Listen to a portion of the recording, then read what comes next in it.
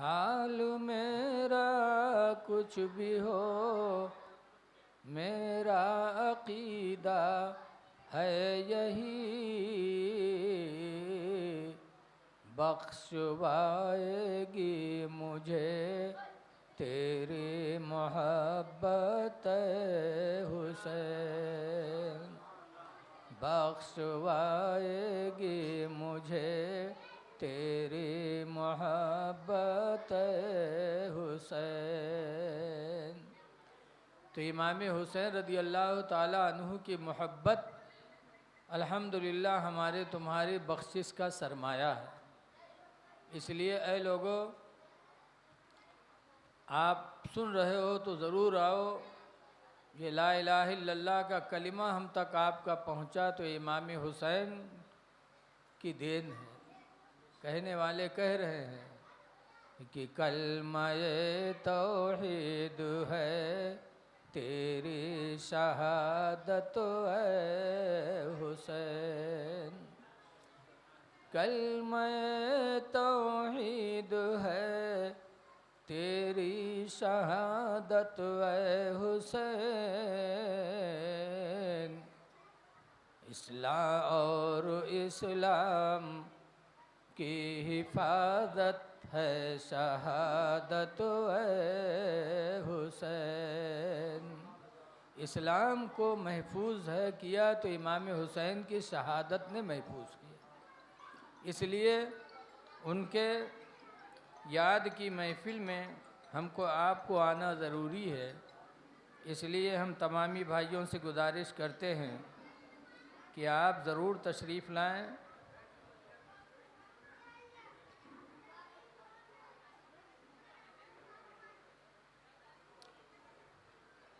दरूद शरीफ पढ़िए। अल्लाहुम्मा सल्ली अला सय्यिदना मौलाना मोहम्मद बारिक वसल्लिम सलातो व सलामन अलैका या सय्यदी या रसूल अल्लाह सल्लल्लाहु ताला अलैहि वसल्लम।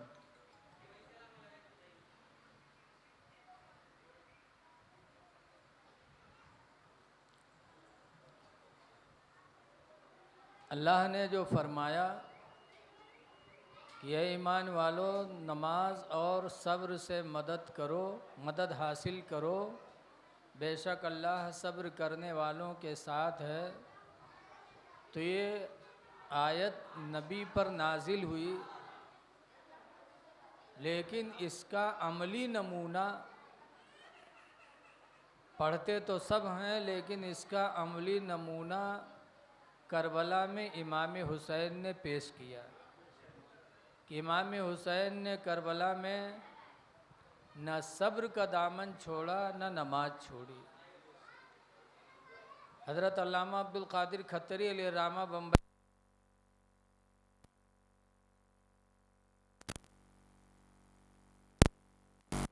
जामा अगर किसी ने पहनाया है तो इमाम हुसैन ने पहनाया है।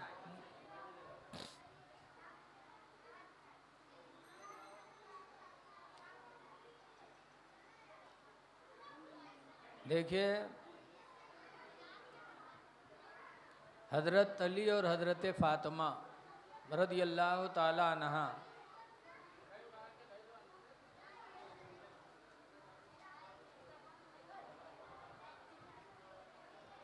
हज़रत अली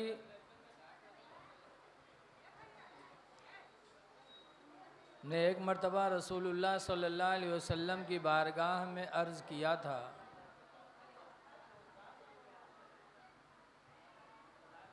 अय्युना अहब्बु इलैका अना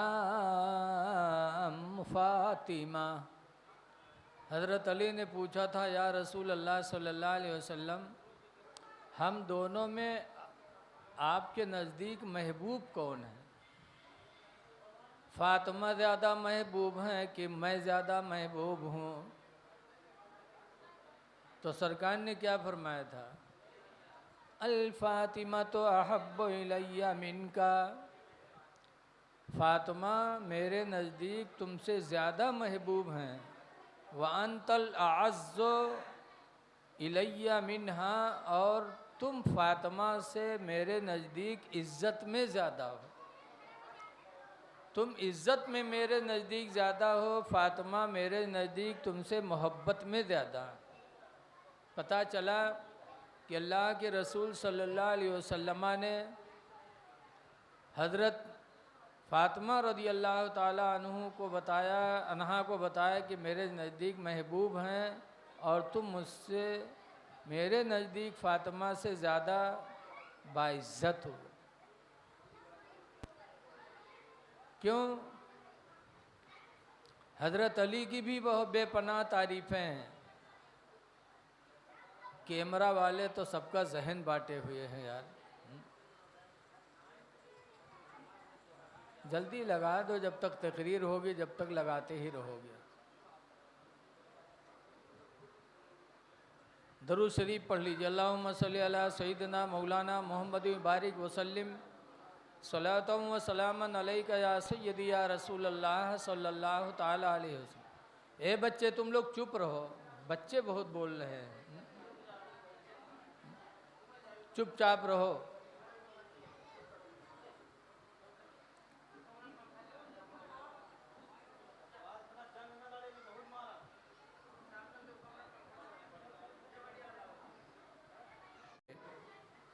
हज़रत फ़ातिमा रज़ी अल्लाह ताला अन्हा एक मर्तबा हसन और हुसैन दोनों को लेकर हुजूर के पास हाजिर हुई। देखिए, हज़रत फ़ातिमा के 3 लड़के थे, 3 बच्चियां थी। फ़ातिमा रज़ी अल्लाह अन्हा के तीनों लड़कों का नाम हसन, हुसैन, मोहसिन। मोहसिन का बचपन ही में इंतकाल हो गया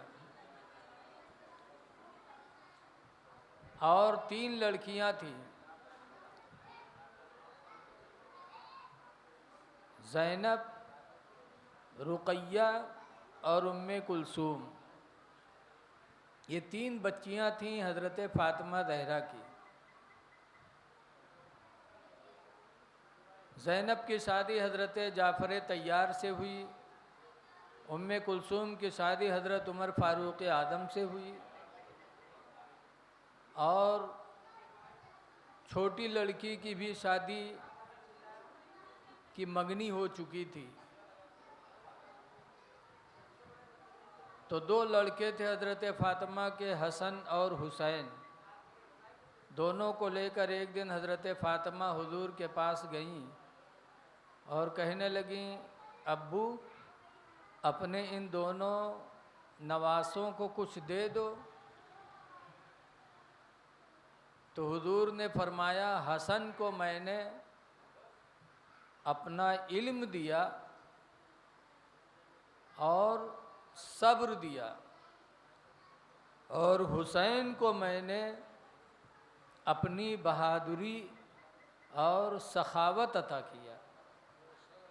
हसन को इल्म दिया और सब्र, और हुसैन को मैंने बहादुरी दिया और सखावत। ये मेरे नबी ने अपने दोनों नवासों को अता किया। अच्छा, ये बताइए, कोई आज अपना इल्म किसी को दे सकता है? बोलो, कोई नहीं दे सकता। अगर कोई इल्म दे सकता होता तो कोई मौलाना का लड़का जाहिल नहीं रहता, कोई हाफिज़ का लड़का गैर हाफिज़ नहीं रहता, डॉक्टर का लड़का डॉक्टर ही होता। लेकिन कोई अपना इल्म नहीं दे सकता। दिया तो मेरे नबी ने दिया, और उसी इल्म की बरकत थी मेरे नबी के देने की कि हज़रत अली रज़ी अल्लाह ताला अन्हु के दरबार में एक मुजरिम लाया गया। कैसा मुजरिम? उसने, वो ज़ात का चिकवा था, उसने बकरा ज़बह किया छुरा से। इतने में उसको पेशाब लगी तो छुरी लिए झाड़ में पेशाब करने गया तो वहाँ देखा कि एक औरत ज़बह की हुई पड़ी है। तो हैरत से उसकी लाश देखने लगा। इतने में पुलिसों का गुज़र हुआ। पुलिसों की निगाह पड़ी तो उसको पकड़ लिया। कहा इस औरत को तूने ज़बह किया है इतनी बेदर्दी के साथ। अब उसके हाथ में छुरी थी, खून की बूंदें टपक रही थी। तो वो चुप हो गया। कहा हाँ, सोचा कि अगर मैं इनकार करूँगा तो ये पुलिस मानेगी नहीं, क्योंकि लाश सामने पड़ी है, मेरे हाथ में छुरी है, खून की बूंदें टपक रही हैं, मैं इनकार करूँगा तो मानेंगे नहीं, तो हाँ कर लिया। तो पुलिस पकड़ के लेके गए हज़रत अली के पास। हज़रत अली उस वक्त प्रधानमंत्री समझो पूरी दुनिया के थे। लेके गए, हज़रत अली ने भी पूछा कि उस औरत का कातिल तू है जो लाश पड़ी है वहाँ? कहा जी। तो अब इस्लाम में जान के बदले में जान है। कुरान का हुक्म है अन्नफ्सो बिन्नफ्सी, जान जान के बदले में। ऐसे अलउज़्नो बिलउज़्नी, कान कान के बारे में बदले में।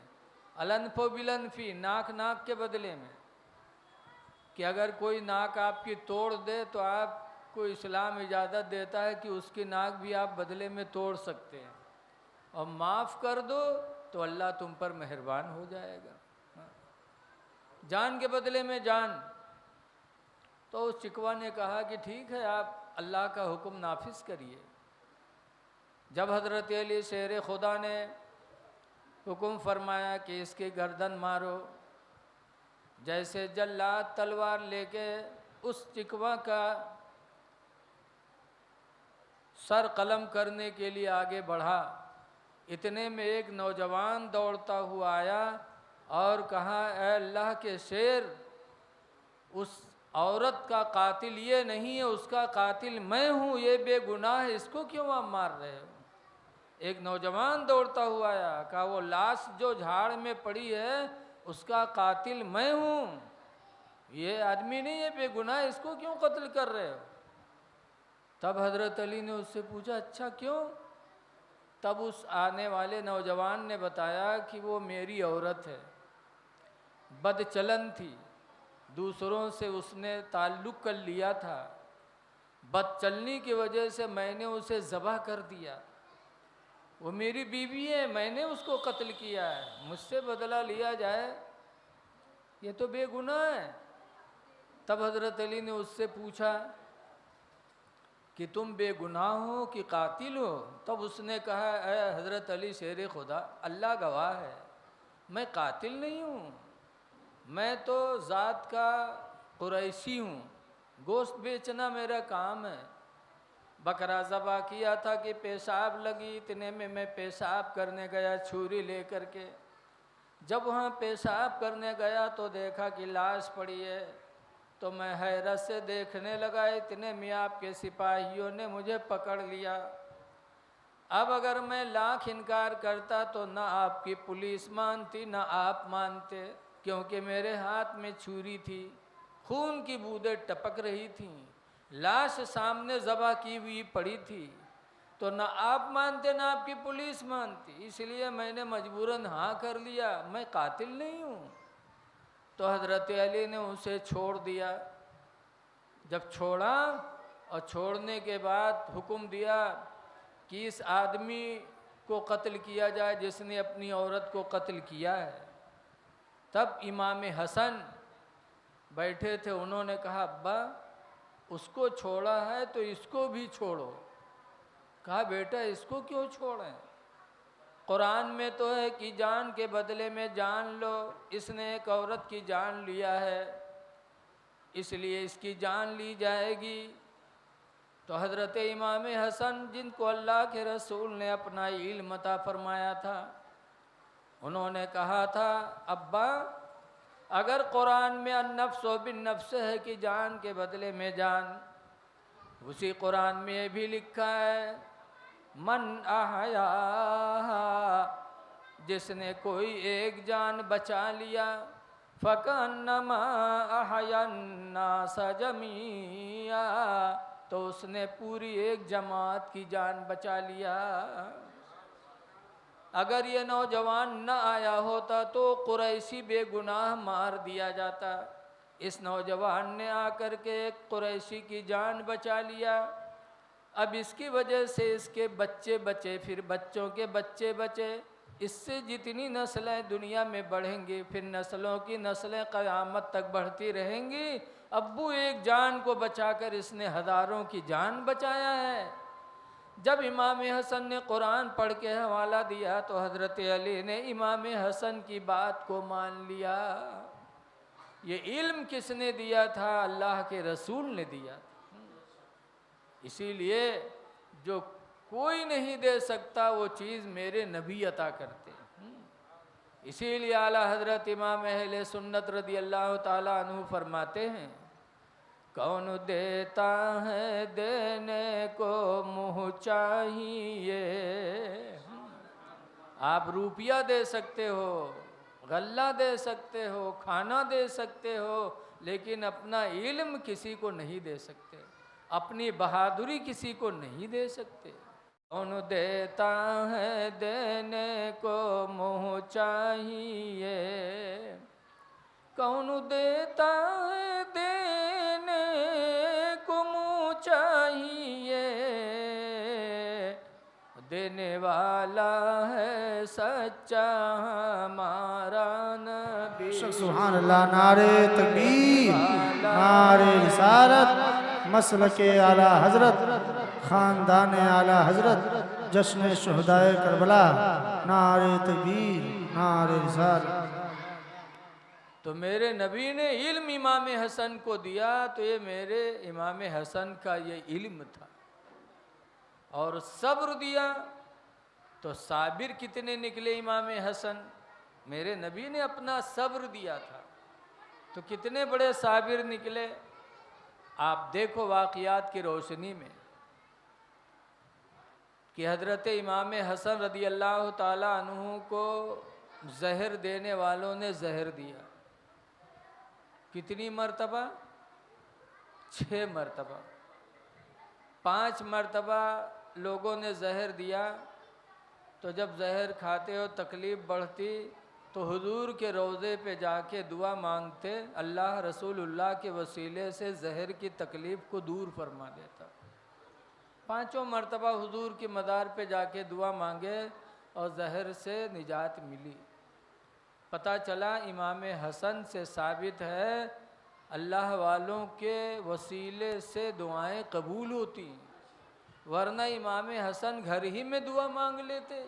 बोलो हुजूर के रोज़े पे क्यों गए? और 6ठी मर्तबा जब हीरे की कनी पानी में मिला कर उसका नाम बता दो, क्या उसको कत्ल करोगे? कहाँ उसको मैं कत्ल करूँगा? तो इमाम हसन ने कहा था, भाई हुसैन, मैंने अपना पूरा मामला खुदा के हवाले कर दिया है। हुसैन, तुमसे ज़्यादा बेहतर बदला लेने वाला मेरा रब है। मैंने सब खुदा के हवाले कर दिया। जिसका मैं नाम बताऊं उसी ने अगर जहर दिया है तो मैंने अपना मामला खुदा के हवाले कर दिया। तुमसे बेहतर बदला लेने वाला मेरा रब है। और जिसका मैं नाम बताऊं, अगर उसी ने जहर, जिसका मैं नाम बताऊं और उसने जहर नहीं दिया मुझको और तुम मेरे बदले में कत्ल कर डालो, तो बेगुनाह कि जान मेरे बदले में जाएगी। कल क़यामत के दिन मैं अपने रब को जवाब क्या दूंगा? जहर देने वाले कातिल का नाम इमाम हसन ने नहीं बताया। ये था सब्र इमाम हुसैन का। ये सब्र किसने दिया था? मेरे नबी ने दिया था। कैसे साबिर थे। एक दफ़ा हुजूर सल्लल्लाहु अलैहि वसल्लम ने मदीने की मस्जिद में खुतबा देते देते देखा कि इमाम हसन छोटे हैं और मस्जिद नबवी में आ रहे हैं। हुजूर ने खुतबा देना बंद कर दिया और इमाम हसन को उठाया गोद में और हसन को देखने लगे। अच्छा मसला बताओ, हजरत भी बैठे हैं, जुमा की अजान जैसे दूसरी अजान जब हो तो उसके बाद न कोई नमाज पढ़ना दुरुस्त है, न दरूद पढ़ना दुरुस्त है, बोलो, न किसी से कुछ कहना दुरुस्त है। इसीलिए दूसरी अजान में जब सरकार का नाम पाक आता है तो दरूद शरीफ भी नहीं पढ़ा जाता, अंगूठा भी नहीं चूमा जाता, बोलो है कि नहीं है। हुजूर फरमाते हैं इदा खरजल इमाम, जब इमाम खुतबा के लिए निकल पड़े, फला सलात वला कलाम, तो अब ना कोई नमाज है ना कोई बातचीत है, सब बंद। लेकिन इमाम हसन का दर्जा देखो कि हुजूर खुतबा दे रहे हैं। और जब मदीना की मस्जिद में इमाम हसन छोटे थे आए तो हुजूर ने खुतबा देना बंद कर दिया और हसन को गए गोद में उठा लिया। अब इससे हसन से मोहब्बत देखो मेरे नबी की। खुद वही कह रहे हैं कि जब इमाम खुतबा के लिए निकले तो ना कोई नमाज दुरुस्त है, ना कोई दरूद शरीफ दुरुस्त है, ना कोई कलाम दुरुस्त है। और हसन निकल आए तो खुद नबी ने खुतबा छोड़ देना बंद कर दिया, उठा के लाए, गोद में प्यार फरमाया और मदीने के लोगों से कहा है, मदीने के लोगों सुनो, मेरा ये बेटा हसन अनकरीब जब मुसलमानों में दो ग्रुप हो जाएंगे और दोनों में कत्ल की नौबत आ जाएगी, उस वक्त मेरा ये बेटा हसन मुसलमानों के दो ग्रुप में सुलह करा के एक कर देगा और कत्ल खुरीजी से बचा देगा। ये रसूलुल्लाह ने बचपन में पेशन गोई दी थी। जो नबी ने फरमाया वो हू बहू हो के रहा। बचपन में कहा था हसन के, लेकिन जवान हो गए, 50 साल से ज़्यादा उम्र हो गई। और जब हज़रत अली और हज़रत अमीर माविया का दौर आया तो कुछ खारजी और राफिजी हो गए दुनिया में। उस ज़माने में खारजी किसको कहते हैं? जो हज़रत अली के दुश्मन बन गए और हज़रत अमीर माविया के चाहने वाले हो गए। दिल से नहीं, चाहने वाले तो हम लोग हैं हकीकत में, लेकिन लड़ाने वाले। और राफिजी किसे कहते हैं? वो हज़रत अली के मानने वाले हो गए और हज़रत अमीर माविया के ख़िलाफ़ हो गए। फिर उन लोगों में ऐसा फूट पैदा किया कराए कि जंगे सिफ़ीन भी वाक़ हुई उसी मामलात में लेकर के, जंगे जुमल भी वाक़ हुई हज़रत अमीर माविया और हज़रत अली के दरमियान में। लेकिन उसी टाइम में हज़रत अली शेर खुदा का इंतकाल हो गया। जब इंतकाल हो गया तो हज़रत इमाम हसन बड़े लड़के थे, अपने बाप की गद्दी पर बैठे, हज़रत अली की गद्दी पर बैठे। 6 महीना खलीफा रहे। पूरी दुनिया की बागडोर हज़रत इमाम हसन के हाथ में आ गई। 6 महीना खलीफा रहे और जब देखा कि मुसलमानों में खून बहेगा, हज़रत अमीर माविया के मानने वाले और अली के मानने वालों में जंग होगी, तो हज़रत इमाम हसन ने 6 महीना खिलाफत करने के बाद फरमाया, ऐ लोगों, मैं 6 महीना खलीफा रहा, लेकिन इस 6 महीने में मैंने कोई भलाई नहीं पाई, इसलिए मैं ये खिलाफत हज़रत अमीर माविया को देता हूँ। हज़रत अमीर माविया को दे दिया, उनसे सुलह कर लिया, इस शर्त पर कि हर साल 1 लाख दीनार आप हमको देते रहेंगे। हज़रत अमीर माविया ने तय कर लिया और सुलह हो गई, दे दिया उनको खिलाफत। इस तरीके से हज़रत इमाम हसन ने मुसलमानों में कत्ल और खून को बचा लिया। तो जो सरकार ने 50 साल पहले कहा था वो इमाम हसन ने कर दिखाया अपनी ज़िंदगी में। पता चला कि अगर हसन के मानने वाले आप हैं तो मुकदमा न लड़ो किसी से, थाने में रिपोर्ट न करो, इसलिए कि सुलह कर लो। इमाम हसन ने हुकूमत दे दिया दूसरे के हाथ में और सुलह कर लिया कि मुसलमानों में इख्तिलाफ न पैदा हो। हम और आप उनके मानने वाले हैं और आज कहते हैं कि चाहे ज़मीन सब बिका जाए लेकिन हम पीछे हटने वाले नहीं हैं। चाहे घर बर्बाद हो जाए हम पीछे नहीं हटेंगे, हम फला को बर्बाद करके रहेंगे और मुसलमान हो, हसन के मानने वाले हो। ऐ लोगों, सिर्फ सुनने से काम नहीं चलेगा, उनकी ज़िंदगी को अपनाना होगा। हसन हुसैन ने सब्र किया तो आज 1400 बरस गुजर गए। आज हज़रत कारी ग़ुलाम जिब्रील साहब ने क्यों ये उनके याद की महफिल रखी है। कामयाब हो गए, सब्र करने वाले ही कामयाब हैं। किसी कहने वाले ने कहा है कि सब्र का नाम जिंदगी, जुल्म का नाम मौत है। सब्र का नाम जिंदगी, जुल्म का नाम मौत है। तुम मर गए यजीदियो, जिंदा मेरा इमाम है। तुम मर गए यजीदियो, जिंदा मेरा इमाम है। इमाम हसन ने सब्र किया। सब्र करो और अपना कोई मामला हो तो खुदा के हवाले कर दो।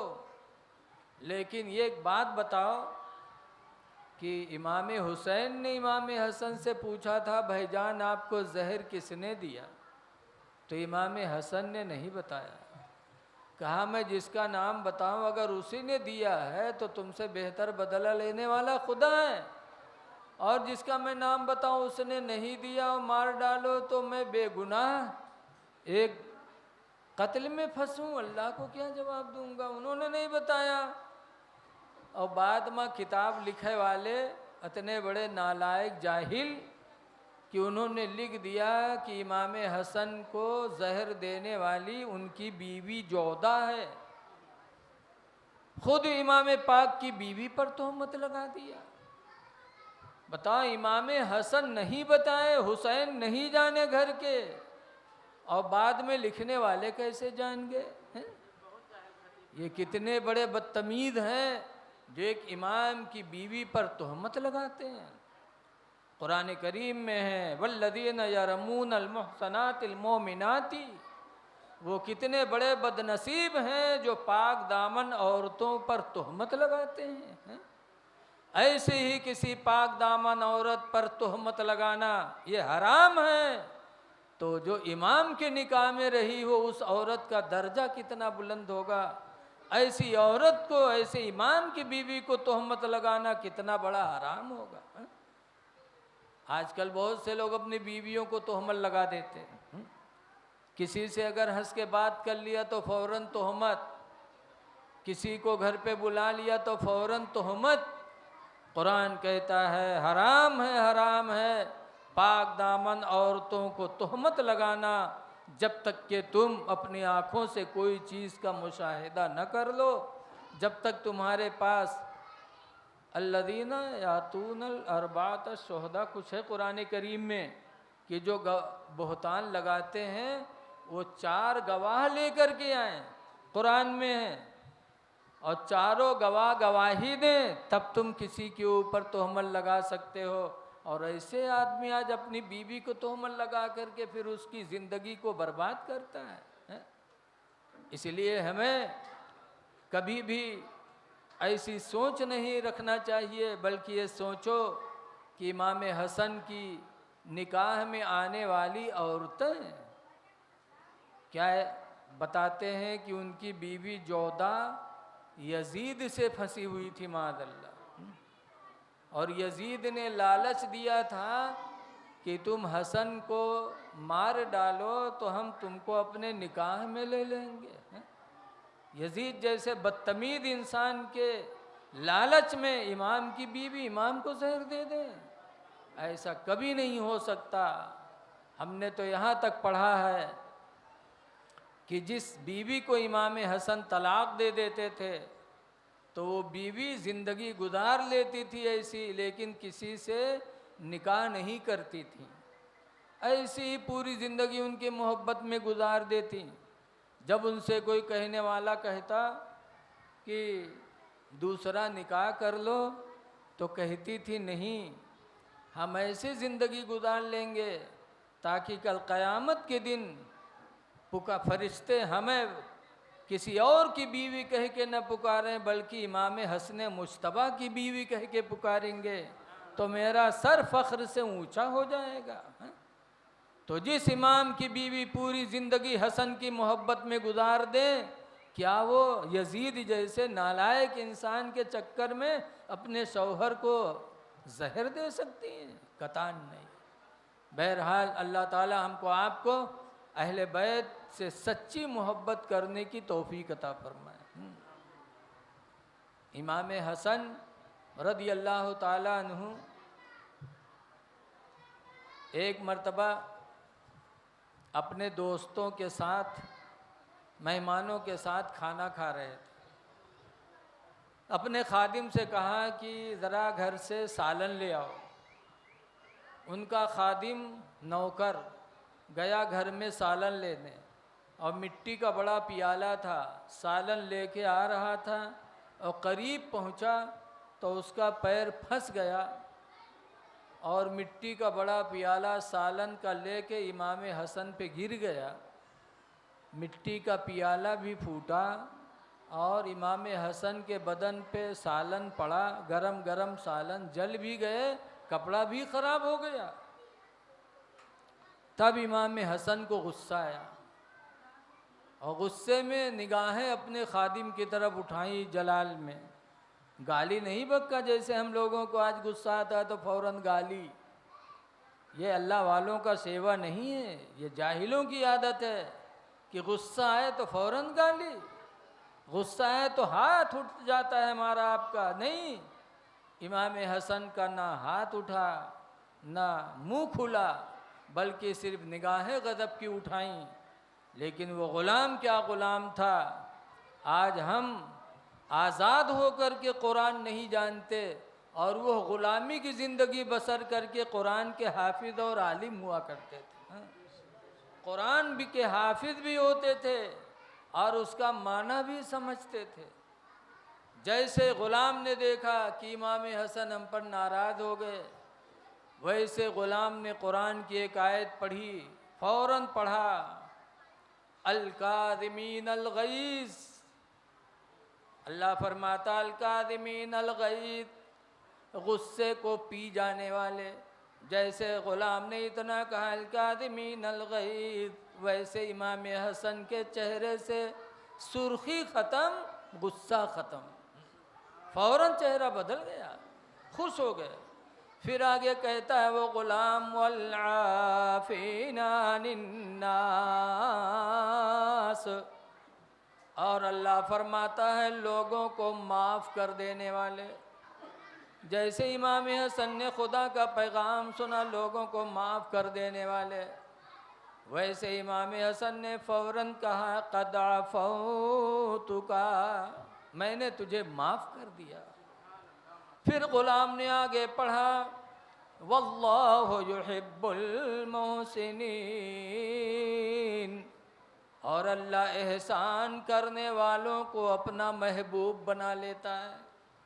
जैसे कुरान की आयत इमाम हसन ने सुना कि एहसान करने वालों को अल्लाह महबूब बना लेता है, वैसे इमाम हसन ने फ़ौरन कहा क़द अतक़तुका, जा मैंने तुझे खुदा की खुशी के लिए आज़ाद कर दिया। आज तक तू मेरा ग़ुलाम था लेकिन आज तू आज़ाद है, हम जैसे लोगों की तरह तू भी आज़ाद है। ये इमाम हसन की ज़िंदगी थी कि रसूलुल्लाह की गोद में पले थे तो कुरान के मुताबिक उनकी ज़िंदगी गुजरा करती थी। ऐ लोगो, आज आप भी इमाम हसन की ज़िंदगी को अपनाओ। बीवी से गलती हो जाए तो गाली न बको, मारो ना। लड़के से गलती हो जाए तो मारो ना, गाली न बको। मजदूर से गलती हो जाए, काम में मिस्त्री से गलती हो जाए तो न गाली बको न मारो, बल्कि इमाम हसन की ज़िंदगी को सामने रख लो। उन्होंने माफ़ भी किया और आज़ाद भी कर दी अल्लाह वास्ते। इसलिए अल्लाह हमें रसूलुल्लाह सल्लल्लाहु अलैहि वसल्लम के नवासों के रास्ते पे चलने की तौफीक अता फरमाए। देखो हज़रत इमाम हसन मुज्तबा रदी अल्लाह ताला अन्हु ने एक दिन ख्वाब देखा था कि मेरे पेशानी के ऊपर कुल हुवल्लाहु अहद लिखा है। सुबह उठ के बयान किया तो हज़रत अली शेर खुदा ने बताया कि बेटा अनकरीब अब तुम्हारी शहादत का टाइम करीब है। इस ख्वाब की ताबीर हज़रत इमाम हसन को बताई गई और उसी ख्वाब के कुछ दिनों के बाद इमाम हसन को जहर देकर शहीद कर दिया गया। इन्ना लिल्लाहि व इन्ना इलैहि राजिऊन। हसन हुसैन की ज़िंदगी, एक मर्तबा देखा गया कि हसन और हुसैन कुश्ती लड़ रहे, तो हुजूर हसन से कह रहे हैं, हसन हुसैन को ऐसे पकड़ो और ऐसे पटको। हसन बड़े हुसैन छोटे। हम लोगों का तरीका है कि जब छोटे बड़े में कुश्ती होने लगती है तो हम लोग छोटे को दांव बताते हैं, छोटे का दिल भरते हैं, और हुजूर हसन का दिल भर रहे थे। हसन हुसैन को ऐसे पकड़ो और ऐसे पटको। तो हज़रत फ़ातिमा माँ थी, उन्होंने कहा अब्बू दुनिया का दस्तूर है कि छोटे का दिल भरा जाता है, आपको हुसैन से कहना चाहिए, आप हसन से कह रहे हैं कि हुसैन को ऐसे पकड़ो ऐसे पटको। तो हुजूर मुस्कुरा के कहते हैं, फ़ातिमा जिब्रील जो फरिश्तों के सरदार हैं, जिब्रील खड़े हुसैन से कह रहे हैं कि हुसैन हसन को ऐसे पकड़ो ऐसे पटको, तो मैं हसन से बता रहा हूँ कि तुम हुसैन को ऐसे पकड़ो ऐसे पटको। ये दर्जा था हसनैन करीमैन का कि अगर कुश्ती भी होती थी तो जन्नत के फरिश्तों के सरदार जिब्रील ज़मीन पे आ जाते थे हैं कुश्ती देखने के लिए। कितने बदनसीब हैं वो लोग जिन्होंने ऐसे लोगों को सताया, ऐसे लोगों को परेशान किया। बड़े सखी घराने के लोग थे। क्यों न हो, माँ बाप से फजीलत बच्चों को मिलती है। जैसे माँ बाप होते हैं वैसे ही औलादें होती हैं। मुफ्ती अहमद यार खान नईमी ने लिखा है कि बेअदब माँ बादब औलाद जन सकती नहीं, बेअदब माँ बादब औलाद जन सकते नहीं, ओ मादन दर मादन फौलाद बन सकती नहीं। तो माँ खातून जन्नत थी। ऐसी माँ फातिमा ज़हरा जिनकी शादी अल्लाह के रसूल ने किया, तो जहेज़ में क्या दिया?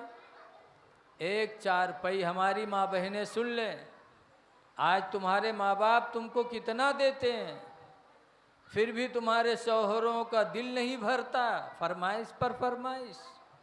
अल्लाह के रसूल सल्लल्लाहु अलैहि वसल्लम जिनको अल्लाह ताला ने दोनों जहान का मालिक बना के भेजा था, उन्होंने अपनी बेटी फातिमा की शादी में जहेज़ क्या दिया? एक चारपाई दिया था। चारपाई, बेडवर्ड नहीं दिया था, चारपाई। मसेहरी नहीं, सिर्फ चारपाई दिया था। गद्दा चमड़े का और अंदर रुई नहीं थी, बल्कि खजूर के पत्ते भरे हुए थे। और एक मशकीज़ा दिया था। मशकीज़ा कहते हैं पानी भर के, चमड़े का होता था, पानी भर के उसमें लाया जाता था। उस ज़माने में पानी की बड़ी कमी होती थी, इतनी कमी थी मदीने मुनव्वरा में पानी की। आज जैसे थोड़ो घर घर टंकी नल लगे हुए थे, इतनी दिक्कत थी पानी की। आप इससे अंदाज़ा लगाओ कि अल्लाह के रसूल सल्लल्लाहु अलैहि वसल्लम जब मक्का से हिजरत करके मदीना गए तो वहाँ का पानी नमकीन था, खारी, पियो तो सब कलेजा झुलसाए दे। एक कुआं था सिर्फ मदीने मुनव्वरा में, जिस कुएं का पानी मीठा लगता था, पानी मीठा था। सुनो बच्चे हैं, और वो कुआं एक यहूदी का था। यहूदी उसका पानी बेचता था, सिर्फ उसी कुएं का पानी अच्छा था, बाकी सब खारी। अल्लाह के रसूल सल्लल्लाहु अलैहि वसल्लम ने यहूदी से फरमाया कि ये कुआं का पानी तुम हमारे हाथ बेच दो, इसके बदले में हम तुम्हें क़यामत के दिन हौज़े कौसर देंगे। मुसलमान होता तो मान जाता, यहूदी था, नहीं माना। तो हज़रते उस्मान गनी जो सरकार के दामाद थे, उसने कहा कि ये यहूदी तुम आधा कुआं बेच दो। तो कहा आधा कैसे? कहा आधा कुआं पानी बेच दो, एक दिन इसका पानी हम मालिक बनेंगे, एक दिन तुम मालिक रहना, एक दिन हम मालिक बनेंगे।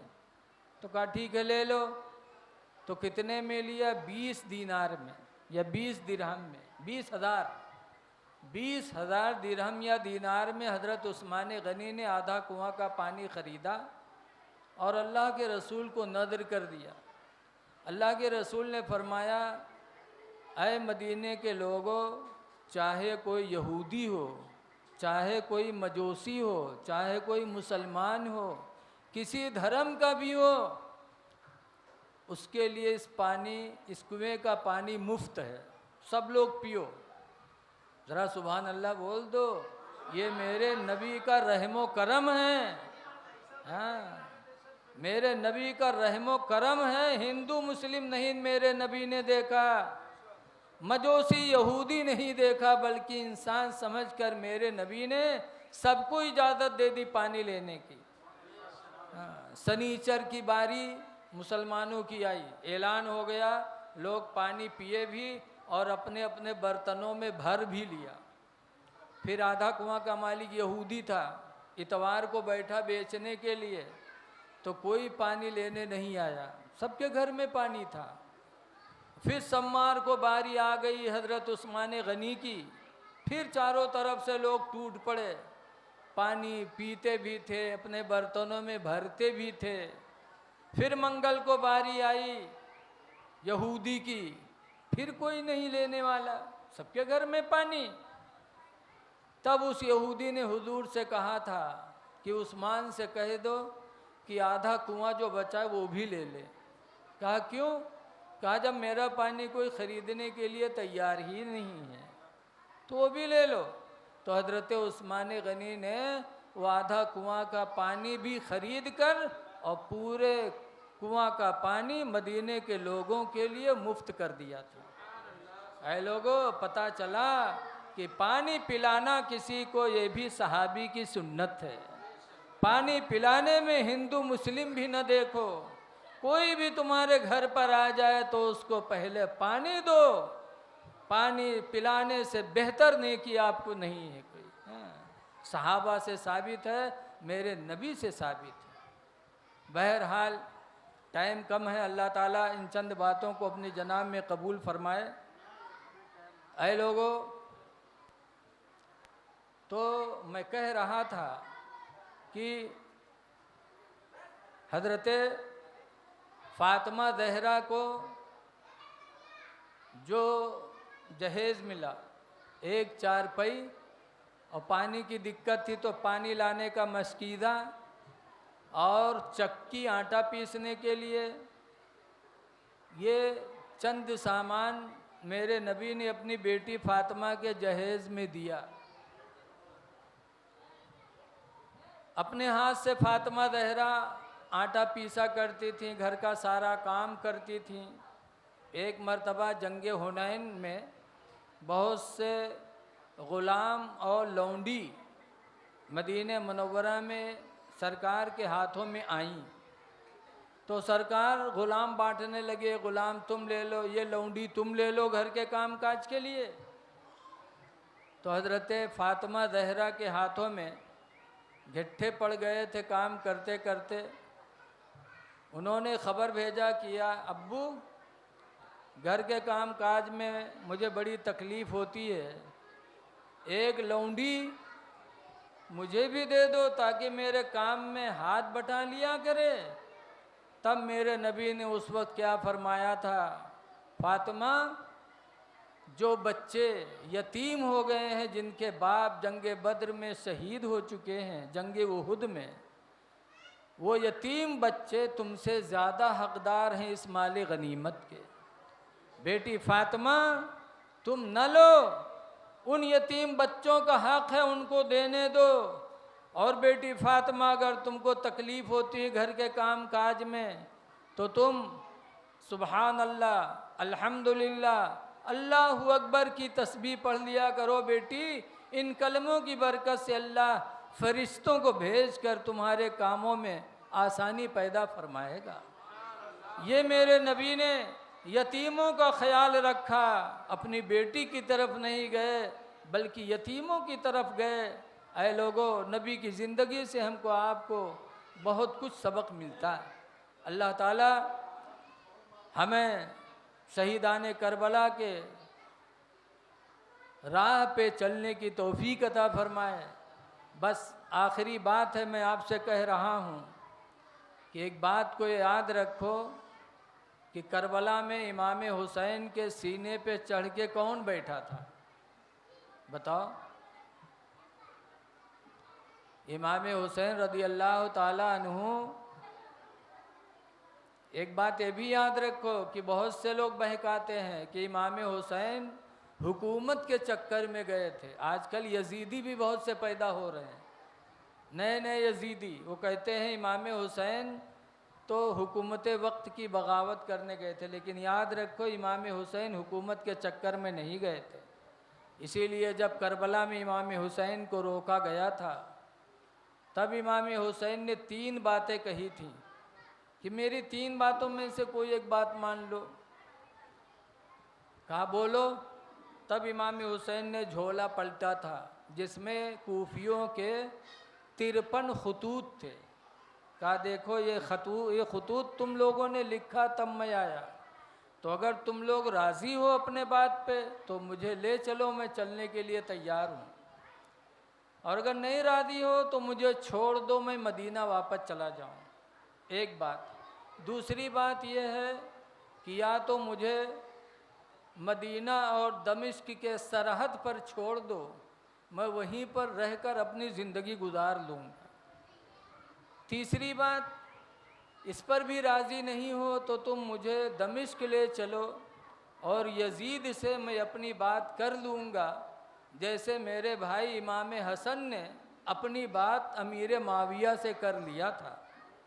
3 बातें इमाम हुसैन ने रखी, लेकिन उन तीनों बातों को यजीदियों ने नहीं माना और यही कहा कि आप यजीद के हाथ पे हाथ दे दो वरना लड़ने के लिए तैयार हो जाओ। इमाम हुसैन यजीद के हाथ पे हाथ कैसे रख सकते थे? कैसे रख सकते थे? लिखा है कि उम्मत मोहम्मदिया में, मुसलमानों में सबसे पहले दाढ़ी बनवाने वाला यजीद है। न करना, अवाला हजरत फरमाते हैं, हाँ हाँ हाँ हाँ रहे मदीना है गाफिल ज़रा तू जाग। हाँ हाँ रहे मदीना है गाफिल ज़रा तू जाग। ऐ पाँव रखने वाले ये जा चश्मो सर की है। मदीना छोड़ा, मक्का छोड़ा, करबला गए। 3 दिन भूखे प्यासे रहे। चौथे दिन भाई शहीद हो रहे हैं, लड़के शहीद हो रहे हैं। आखिरी टाइम में जब इमाम की बारी आई तब भी इमाम हसन ने फरमाया था आखिरी वक्त कि ए यजीदियों, एक बात सुन लो, अब तक मेरे बच्चों को शहीद किया, भाइयों को शहीद किया, मैं इन सब का वली हूँ। वली होने के नाते मैं सबका खून माफ़ करके क़यामत के दिन मैं अपने नाना जान से तुम सबकी शफाअत करा दूँगा, लेकिन अब भी सुधर जाओ। लेकिन अब भी नहीं माने तो इमाम हुसैन मैदान कारदार में पहुँच गए। लड़ते रहे, 72 ज़ख़म जिस्म पे इमाम हुसैन के लग गए, कुछ छुरी के कुछ तीर के, लेकिन लड़ते रहे। कितने बड़े बहादुर थे। क्यों? बहादुरी मेरे नबी ने अता किया था। लड़ते रहे। यहाँ अगर तनिक दाना निकरी आवत है तो हम लोग नमाज छोड़ दी थी, और वो 72 ज़ख़म लग गए, फिर भी लड़ते रहे। कई लोगों को मौत के घाट उतारा। आखिरी तीर इमाम हुसैन की जब पेशानी पर आई लगी तो पेशानी से तीर खींचा तो खून का फव्वारा बहा। तो इमाम हुसैन को चक्कर आया, घोड़े से नीचे आए। इतने में जैसे घोड़े से नीचे आए वैसे सिमरू बदनसीब दौड़ा और इमाम हुसैन के सीने पे बैठ गया। सिमर कोढ़ी था, कोढ़ी बैठ गया और मियान से तलवार निकाली, इमाम हुसैन के गले पे रख दिया। बहुत तेज़ी से चलाया, गला नहीं कटा। तब इमाम हुसैन फरमाते हैं सिमर, काटना है तो इधर से काटना, इधर से तुम्हारी तलवार नहीं काट सकती। कहा क्यों? कहा ये वो गला है जिसे मेरे नाना चूमा करते थे, मेरे नाना रसूलुल्लाह चूमा करते थे। काटना है तो इधर से काटो, इधर से नहीं कटेगी। ज़रा गिरेबान खोल। जब खोला तो कोढ़ का दाग था। तब इमाम हुसैन ने फरमाया कि मेरे नाना सही कहा करते थे कि मेरी उम्मत में एक कोढ़ी होगा जो मेरे हुसैन को बेदर्दी से शहीद करेगा। तुम ही कोढ़ी हो, तुम्हें शर्म नहीं आती? जुमा का दिन है, सब लोग मस्जिद में होंगे, इमाम मेरे नाना के मिंबर पे बैठे खुतबा पढ़ते होंगे और तुम उसके सीने पे बैठे हो जिस पर नमाजी नमाज में दरूद भेजा करते हैं। उतर जाओ, मुझे भी 2 रकात नमाज पढ़ने दो। सिमर उतरा। उसी हालत में मेरे इमाम ने सजदे में सर रखा। तब खूली बदनसीब आया और गर्दन पे तलवार मारी। इमाम हुसैन का सर मुबारक जिसमें मुबारक से अलग हो गया। इन्ना लिल्लाहि व इन्ना इलैहि राजिऊन। ऐ लोगों, चलते चलते मेरे इमाम ने यही सबक दिया था कि मेरे नाना के कलमा पढ़ने वालों, तुम मेरी तरह गर्दन तो नहीं कटा सकते सजदे में, लेकिन कम से कम अपने सर को सजदे में झुका तो सकते हो। चलते चलते मेरे इमाम ने न नमाज को छोड़ा और न सब्र को छोड़ा। अल्लाह ताला हमको आपको हुसैन आदम के नक्श कदम पर चलने की तौफीक अता फरमाए और ठीक है, इमाम हुसैन के फयूज़ व बरक़ात को अल्लाह ताला हम सब पर आम फरमाए। हज़रात, इस माह मुबारक में शहदाए करबला के नाम पे नियाज़ करो, सलात व सलाम पेश करो, जितना हो सके उनके नाम पे नज़र करो। इंशाअल्लाह इसका सिला आपको दुनिया में मिलेगा, आखिरत में भी मिलेगा। इशा का वक्त हो गया, 9 बज गए। अल्लाह ताला इस चंद बातों को कबूल फरमा ले। खड़े हो जाइए, सलातो सलाम पढ़ लीजिए।